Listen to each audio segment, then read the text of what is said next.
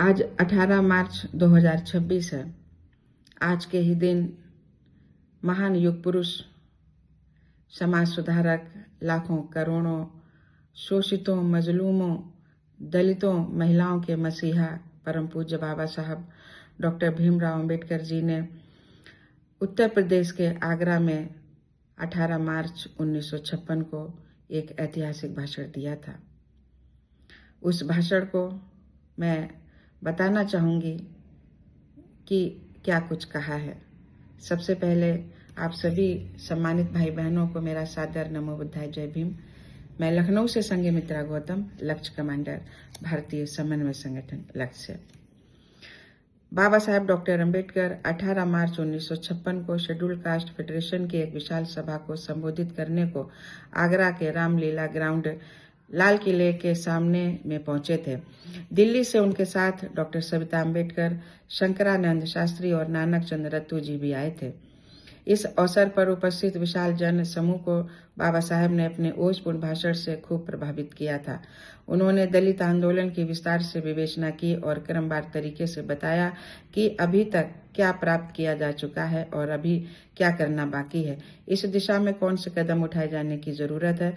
उन्होंने अपने प्रवचन में अपनी पार्टी के कुछ लोगों की पद व ताकत पाने की स्वार्थपरकता की भी निंदा की। उन्होंने इस बात पर बल दिया कि दलित वर्ग के लिए ये उचित समय है, उन्हें अपनी पार्टी के झंडे तले एकजुट हो जाना चाहिए। उन्होंने कहा, मेरे भाइयों और बहनों, मैंने दलित आंदोलन सन 1917 में शुरू किया था और लोगों से कहा था कि हम हिंदू नहीं हैं, क्योंकि यदि हम हिंदू होते तो हम अछूत न होते और हम मंदिरों में पुजारी होते। इसी कारण सन 1925 में मैंने मंदिर प्रवेश का आंदोलन प्रारंभ किया। उसका कारण ये नहीं था कि हमें देवताओं की पूजा करनी थी, बल्कि हमें अपने अधिकारों के लिए दृढ़ प्रतिज्ञ होना था। यदि मैं हिंदू हूं तो मुझे आजादी मिलनी चाहिए और मंदिर में पूजा करने व पुजारी बनने का अधिकार मिलना चाहिए। इस पर हिंदुओं ने घोषणा की कि उनके धर्म में छुआछूत का कोई स्थान नहीं है। इसके बाद ही 19 मार्च 1927 को मुझे रत्नागिरी जिले में महट तालाब सत्याग्रह शुरू करना पड़ा, ताकि अछूतों को तालाब से पानी लेने का अधिकार मिल सके। उसके बाद हिंदुओं का पाखंड उभर कर हमारे सामने आ गया, जो हम सबको मालूम है। जब तक शास्त्र और हिंदू हैं और शंकराचार्य उनकी गद्दी पर विराजमान हैं, वे किसी को भी स्वतंत्रता नहीं दे सकते और हमें मुक्ति दिलाने की बात तो अचंभित करने वाली ही है। हिंदू धर्म का आंतरिक उद्देश्य, हिडन एजेंडा, केवल ब्राह्मणों और गायों की रक्षा करना है। जिस किसी ने गाय और ब्राह्मण की रक्षा की, उसे राजा बना दिया। उनके धर्म का यही एकमात्र लक्ष्य और उद्देश्य है। यही कारण है कि आज तक ना तो इस्लाम ने और ना ही हिंदू धर्म ने अछूतों के हित के बारे में भी कुछ सोचा। बाबा साहब ने अपने भाषण में कहा कि हमें निर्णय लेना चाहिए कि भविष्य में भारत में हम एक शासक जाति बनकर रहेंगे। हमें गुलामी की भूमिका करते रहने से इनकार करना है और उस स्थिति को स्वीकार करने से मना करना है जिसमें हम लोगों के साथ मालिक का नहीं बल्कि सेवकों के रूप में व्यवहार किया जाता है। दुनिया के तमाम धर्मों में सिर्फ हिंदू धर्म ही ऐसा धर्म है जो जाति भेद और अस्पृश्यता को मानता है। सवर्ण हिंदुओं द्वारा अनुसूचित जातियों पर ढाए जाने वाले अन्यायों का यही एक आधार है। आज की स्थिति यह है कि गांव में भी अनुसूचित जातियां आत्मसम्मान के साथ जी नहीं सकती। हमें हिंदू धर्म छोड़ देना चाहिए तथा लंबे समय तक अपमान का जीवन जीने से इनकार कर देना चाहिए। जो कुछ भी मैंने अपने लोगों के लिए सम्मानित जीवन दिलाने का प्रयत्न किया है, उसका श्रेय आपको ही जाता है। अगर आप लोग मेरे पीछे नहीं होते तो मेरे संघर्ष को कभी सफलता नहीं मिल पाती। मेरे पास बुजुर्ग चौधरी हरदेव मिस्त्री आए थे। उनका कहना था कि आगरा में हमारे लोग आर्य समाजी हैं, इसलिए उन्हें किसी और बात की आवश्यकता नहीं है।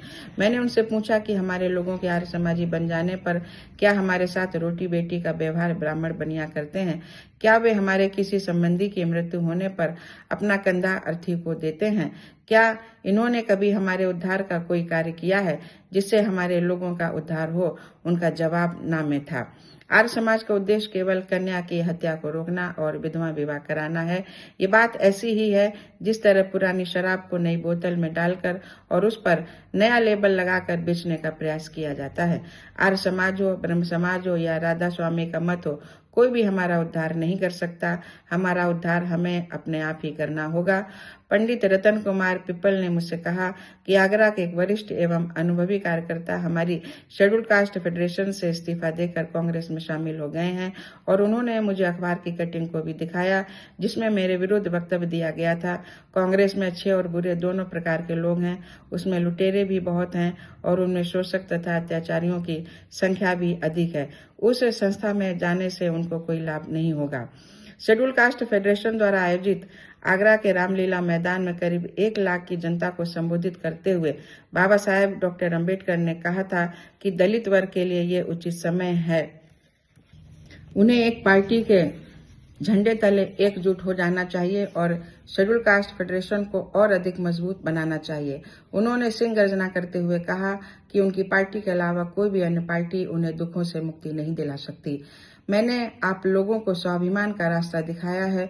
सम्मान दिलाने के लिए राजनीतिक संस्था शेड्यूल कास्ट फेडरेशन बनाई है। इसके प्लेटफॉर्म पर खड़े होकर आप पूरी आजादी के साथ अत्याचारियों की समालोचना कर सकते हैं। इसी में आपका सम्मान और इज्जत है। यहाँ पर आप अपने आप को संगठित कर इस देश के शासन को छीन सकते हैं। आप अपने आप को छोटे छोटे लालच में बेचिए मत। जो लोग भटक रहे हैं उन्हें भटकने दीजिए। आप ये भी जानते हैं कि मैं कोई अमीर आदमी नहीं हूं, मैं ऐसे लोगों को धन नहीं दे सकता। कांग्रेस यहाँ की राजा है। जब भी इन जाति द्रोही और इधर उधर अपने ईमान को बेचने वालों का लालच देकर खरीद तो लेती है, मगर राजा अपना काम निकालने के बाद महल से इन्हें ठोकर मारकर निकाल देगा। इस समय यही शेड्यूल कास्ट फेडरेशन की टूटी फूटी झोपड़ी ही ऐसे लोगों की रक्षा करेगी, इन्हें धूप और बरसात से बचाएगी। इसलिए मेरी इस झोपड़ी को तोड़कर आप महल में जाना छोड़ें। इसलिए मैं कहता हूं कि मुझे दूसरों से कोई खतरा नहीं है, लेकिन मैं अपने लोगों से ही खतरा महसूस कर रहा हूं। इसलिए मैं कहता हूं कि शेड्यूल कास्ट फेडरेशन के बैनर तले संगठित हुए बगैर आपका अस्तित्व खतरे में पड़ जाएगा। अपने अधिकारों के लिए इस शेड्यूल कास्ट फेडरेशन को मजबूत बनाएं। आप अपनी पार्टी को ही मजबूत बनाइए। इसलिए मैं कहता हूं कि मुझे दूसरों से कोई खतरा नहीं है, लेकिन मैं अपने लोगों से ही खतरा महसूस कर रहा हूं। मुझे पढ़े लिखे लोगों ने धोखा दिया है। मुझे हमारे समाज के पढ़े लिखे लोगों ने धोखा दिया है। मुझे उनसे उम्मीद थी कि वे हमारे शिक्षित एवं उच्च शिक्षित लोग पढ़ लिख कर मेरे काम में हाथ बटाएंगे, परंतु ऐसा कुछ भी नहीं हुआ। मैं देख रहा हूं कि मेरे चारों तरफ पढ़े लिखे क्लर्कों की भीड़ इकट्ठी हो गई है, जो सिर्फ अपना पेट पालने में ही लगे हुए हैं। मैंने आशा की थी कि दलित समाज के शिक्षित लोग अपने समाज के दबे कुचले भाइयों की सेवा करेंगे, पर इसके उलट मुझे यहाँ ऐसे बाबुओं क्लर्कों की भारी भीड़ देखकर बहुत निराशा हुई है। जब आपको ऊंची नौकरी मिल जाए तो अपने भाइयों को कभी न भूलें। आप लोगों को जन आंदोलन का लाभ मिला है, इसलिए आप अपने भाइयों की सेवा करते रहें। मेरी 2 इच्छाएं पूरी हुई। मैं सन 1919 में राजनीति में आया था और तब से आज तक 30-32 वर्षों में हमने क्या पाया और क्या पाना बाकी है, इस विषय पर विचार करना है। मैं 3 बातों को लेकर राजनीति में कूदा था। लड़के लड़कियों को बिना किसी भेदभाव के शिक्षा प्राप्त हो, सरकारी नौकरियों में अछूतों को स्थान दिए जाएं, ग्रामीण क्षेत्रों में अछूतों की सामाजिक हालत सुधारी जाए। मैं देख रहा हूं कि उन 3 बातों में से 2 तो पूरी हो गई। अब बिना किसी भेदभाव के हमारे लड़के लड़कियां स्कूल व कॉलेजों में पढ़ सकते हैं, लेकिन मैं जब पढ़ने जाता था तब मुझे अपनी क्लास में अलग बैठना पड़ता था व कदम कदम पर अपमान सहना पड़ता था। मेरे जीवन का दूसरा काम यानी कि मेरे जीवन का परम लक्ष्य भी पूरा हो गया है। इस समय भारतवर्ष की राजधानी दिल्ली के सचिवालय में 2000 लड़के सरकारी नौकर के रूप में भर्ती हैं। इनमें कुछ क्लर्क भी हैं और कुछ अच्छे पदों पर भी लगे हुए हैं। सन 1942 में जब मैं यहाँ मंत्री के रूप में आया था तो हमारा एक भी आदमी सरकारी नौकरी में नहीं था, पर हमारी सरकार ने मेरे द्वारा जोर देने पर ये दोनों काम पूरे कर दिए। साथियों, आगे का वीडियो मैं फिर बनाऊंगी, आप लोग इंतजार करें। जय भीम।